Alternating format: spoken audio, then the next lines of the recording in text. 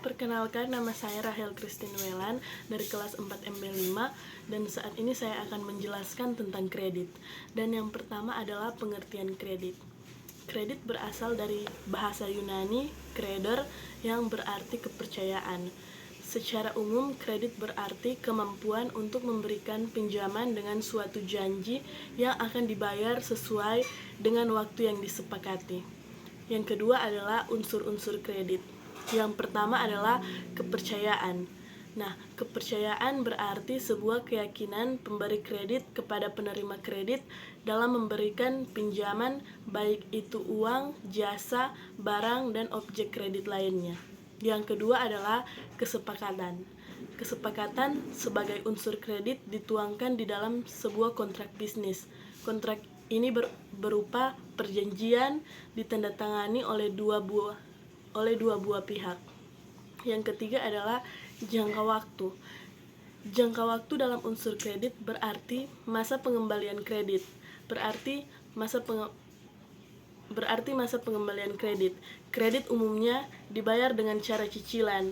Umumnya pembayaran cicilan dilakukan setiap sebulan sekali di tanggal yang sudah ditentukan dalam unsur kesepakatan. Yang keempat adalah risiko. Risiko kredit pertama terjadi karena debitur dengan sengaja tidak membayar cicilan meski mampu melakukannya. Sementara itu, risiko kerugian kedua terjadi ketika debitur memang tidak bisa membayar karena hal yang di luar kendali. Yang kelima adalah balas jasa. Keuntungan ini merupakan unsur yang disebut sebagai balas jasa. Keuntungan ini juga berfungsi sebagai pendapatan atas penggelontoran kredit tersebut. Bank konvensional mendapatkan unsur balas jasa ini dengan sebutan bunga. Yang keenam adalah kreditur. Unsur kredit pasti tidak akan lepas dari kreditur di dalamnya.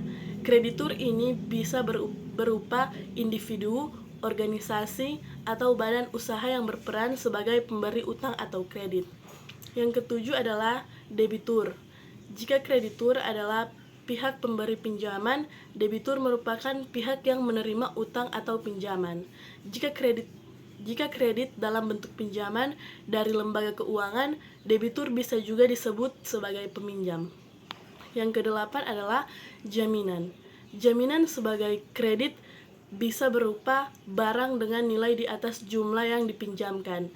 Misalnya saja, jika debitur meminjam uang senilai 10 juta, tentu jaminan yang diberikan harus memiliki taksiran nilai di atas tersebut. Jaminan ini berguna sebagai agunan jika terjadi masalah berupa kredit macet. Secara otomatis, aset yang dijaminkan akan diambil alih pemberi kredit. Dan yang terakhir, kesembilan, adalah kelayakan. Unsur kredit selanjutnya adalah kelayakan, di mana tujuannya sebagai pengukur kemampuan seseorang dalam membayar. Kelayakan ini bisa dilihat dari besarnya jumlah pendapatan yang dimiliki. Semakin besar pendapatan dan sifatnya tetap, maka risiko mengalami kredit macet dinilai lebih rendah. Selain itu, kelayakan peminjam bisa dilihat dari bagaimana riwayat utangnya. Selanjutnya adalah fungsi kredit. Yang pertama, meningkatkan daya guna uang. Daya guna uang makin bertambah apabila digunakan oleh masyarakat.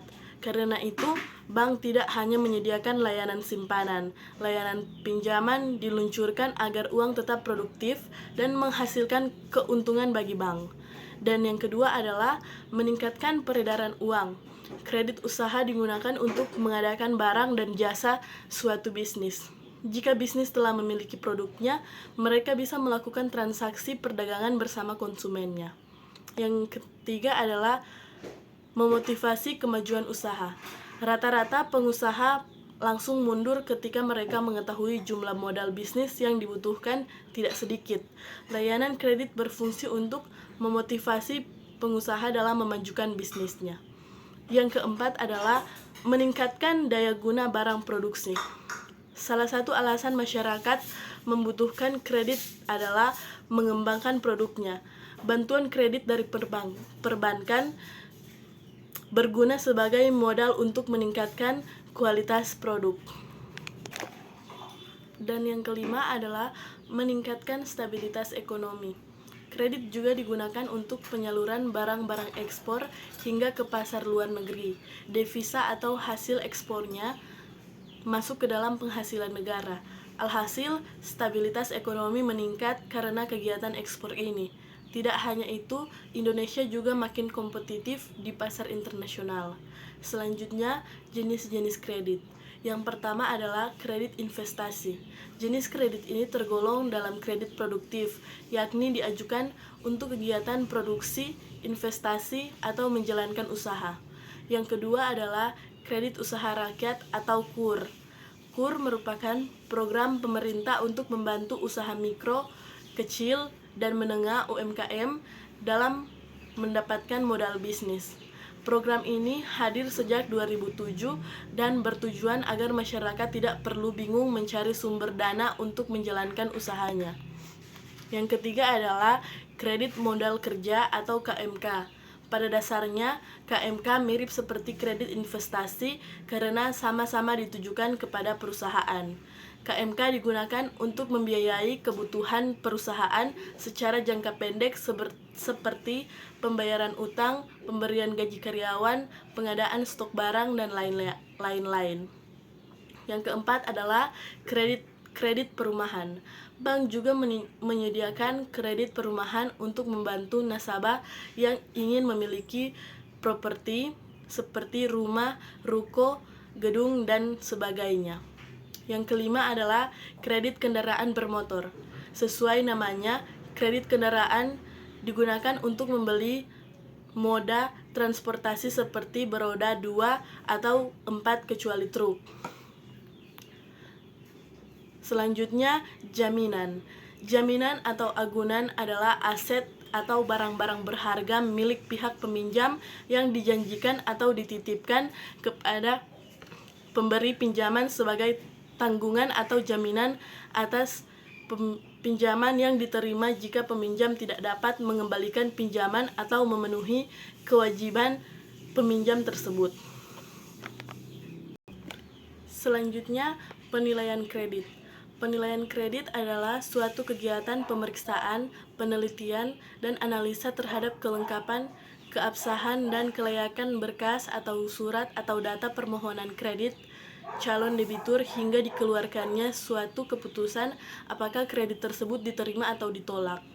Penilaian kredit dalam bank ada beberapa aspek, yaitu yang pertama, aspek yuridis atau hukum, yang kedua, aspek pasar dan pemasaran, yang ketiga, aspek keuangan, yang keempat, aspek teknis atau operasi, yang kelima, aspek manajemen, dan yang keenam, aspek sosial ekonomi. Selanjutnya, penyelesaian kredit macet. Yang pertama, penyelesaian kredit macet. Yang pertama, persyaratan kembali. Pertama, dalam cara mengatasi kredit macet adalah meminta persyaratan kembali. Syarat-syarat seperti jangka waktu, jadwal pembayaran, dan lain-lain dapat dirundingkan untuk diubah sesuai dengan kemampuan debitur yang baru. Yang kedua adalah penjadwalan kembali. Selanjutnya, salah satu cara mengatasi kredit macet yang patut diajukan yaitu menjadwalkan kembali tenggat waktu membayar cicilan maupun utang. Dan yang terakhir, yang ketiga adalah penataan kembali. Cara terakhir dalam mengatasi kredit macet adalah dengan menatanya kembali. Maksudnya, pemberi kredit akan meringankan utang Anda dengan langkah mengubah sisa pelunasan menjadi pokok kredit baru sampai dengan persyaratan dan penjadwalan ulang. Terima kasih.